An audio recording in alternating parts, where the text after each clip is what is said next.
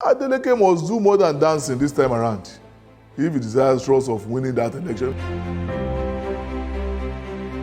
Oyetola made APC 255,505 votes. Adegboyega Isiaka Oyetola of APC, having satisfied the requirements of the law and scored the highest number of votes, is hereby declared the winner and is returned elected. On September 28, 2018, Governor Adeboyega Oyetola of the APC was declared the winner of the Osun State governorship election, defeating his closest opponent, Senator Ademola Adeleke, with less than 482 votes after a controversial supplementary election.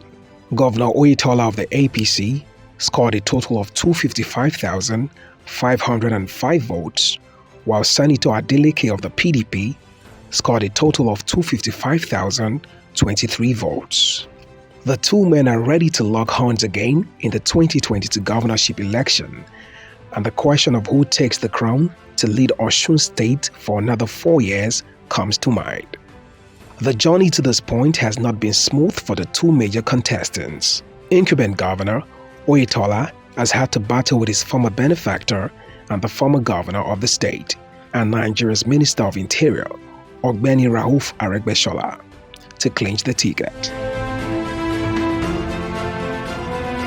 Aregbesola favored another candidate, the former secretary to the state government, Mr. Moshood Adeoti, but he was defeated in the primary. The governor and minister have both parted ways politically, at least temporarily. The former deputy speaker of the House of Representatives, Honorable Yusuf Sulaiman Lassun, is also interested in the top job. He also lost out in the APC primary and decamped to the Labour Party to fulfill his ambition. Oyetola polled 222,169 votes to defeat his closest challenger, Adeoti, who secured 12,929 votes, and Yusuf Lassun had just 460 votes. I don't know how Aregbesola team want to cooperate. Even if Aregbesola says, well, I'm still in APC, I'm going to vote for APC.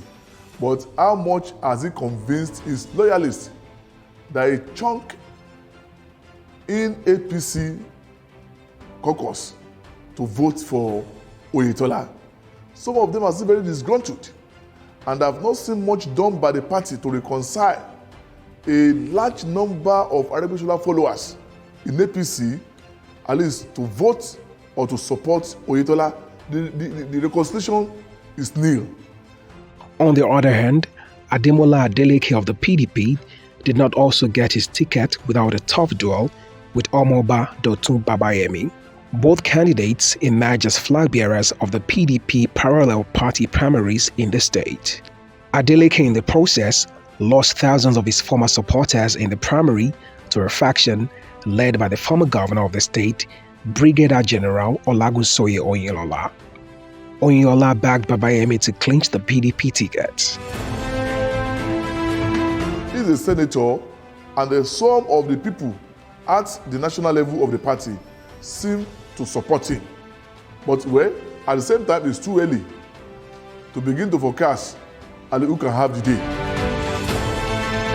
After all the complications, the Independent National Electoral Commission, INEC, in its final candidate list, released on the 12th of April, officially listed Senator Ademola Adeleke as the candidate of the PDP in its forthcoming election.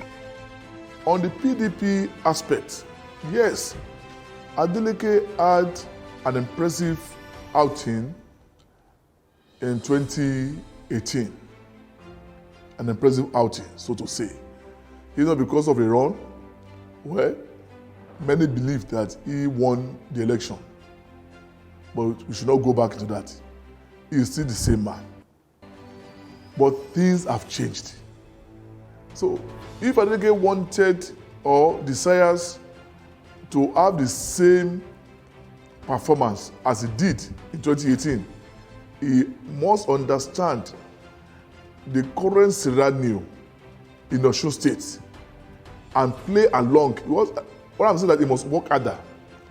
It's not the same thing entirely. Two elections can never be the same. Adeleke must do more than dancing this time around. If he desires trust of winning that election, he must do that more than dancing. He must go to and must be able to address the problems Osun people are having. In 2018, Adegbeshola shot himself at the leg by paying half salary. It was an election against half salary. It was an election against votes against a quarter or one-third salary. But this time around, Oyetola was not owing workers with what we had. So, but the dynamics have changed. There are 15 political parties fielding candidates in the Osun election, including the two major political parties, according to the official list released by INEC. The commission also listed as candidates in the election Akonde Ogunbiyi, Accord Party, Awujide Peter, AAC, Kehinde Munurudeen Olamuyiwa, ADP, Aweyemi Lukman, APM, Adebayo Adeolu, APP, Adesoji Masilo, Both Party, Razak Saliu, NNPP, Abede Adetono, NRP, Omigbodun Oyegoke, SDP, Ayowole Olubusi, PRP, Ademola Bayole, YPP, and Adesuyi John, ZLP. Yes, we have some lesser parties. They're trying to make at least certain points, but to me, I'm not that sure with the structure we have on ground if Osun State is ready at least for a new party now. As Osun goes to the polls in the next few weeks, the biggest questions are: will the newly elected governor turn around the decaying infrastructural amenities that could fast-track the state's socio-economic development? Will there be policies by the newly elected government that will decrease the high rate of poverty and enable a reliable primary healthcare service throughout the state? Will the new government be creative about improving the security situation in Osun State? Will the July 16, 2022 governorship election end with a supplementary election as recorded in 2018? Can the whole political calculation for or against the incumbent governor, Adeboyega Oyetola, cause an upset or return him as elected occupant of the Bola Ige Osogbo government house? Will INEC record a hitch-free election without any technical glitch or disruption to its operations? Let's have your thoughts in the comment section.